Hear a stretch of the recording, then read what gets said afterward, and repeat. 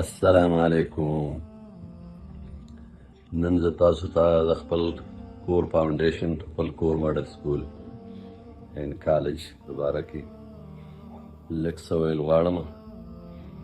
دا یو داسې اداره ده چې په دې کې د ټول سوات یتیمانان بچي د وړوکوالي نه رالویږي او د کالجه پورې او د اخرني حده پورې دې رسوي.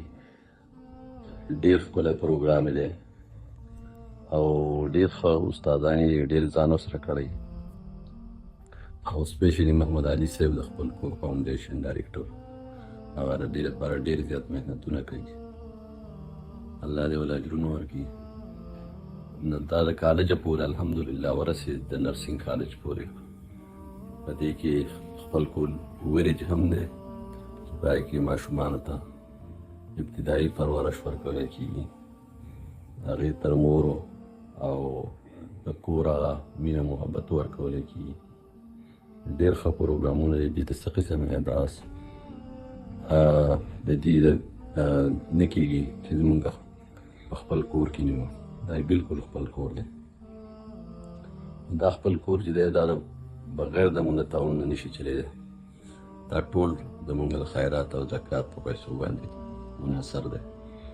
نو زما ټولو خپلو خویندلونو ته اپیل دی چې خپل خیرات او زکات کې څومره وس کېدی شي نه دې سره چې مونږ کوو. والسلام.